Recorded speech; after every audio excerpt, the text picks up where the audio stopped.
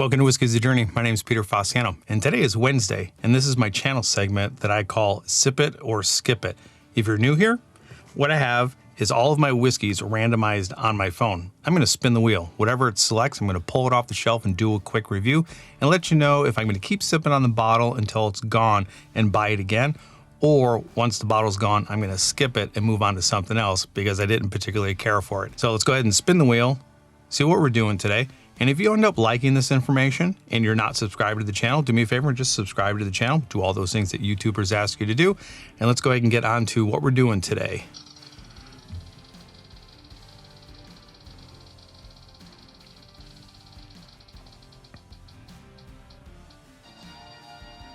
All right, it looks like we're doing Springbank 15. I know a lot of you guys out there have been eyeing the Springbank 15 over my shoulder.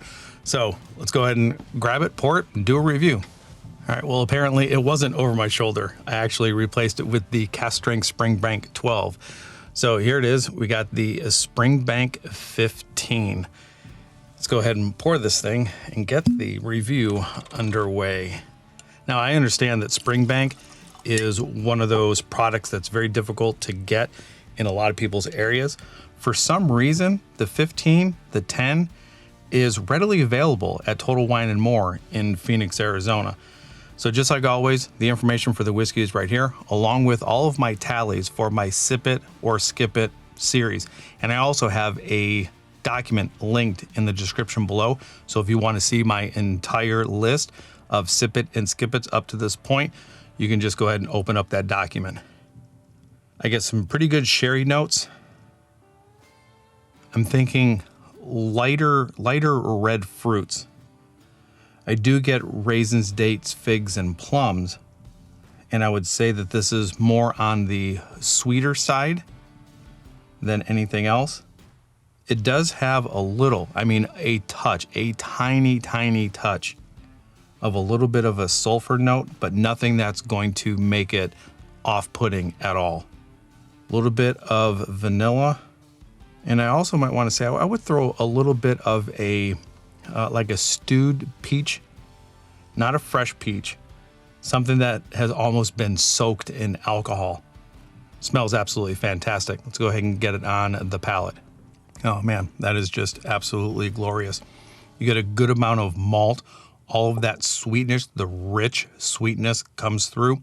Raisins, dates, figs, plums, that vanilla, that alcohol-soaked peach is in there. And people always talk about a little bit of a Springbank funk itself.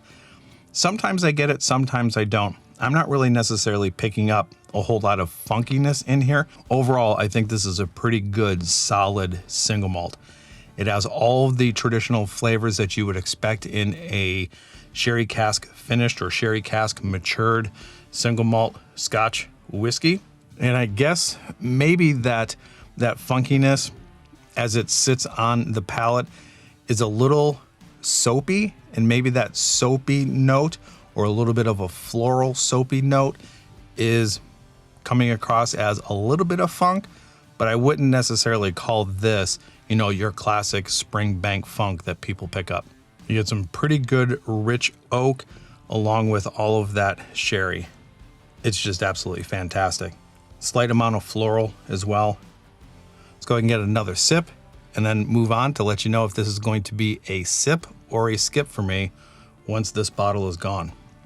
On that second sip, you're definitely knowing that you are drinking a Scotch.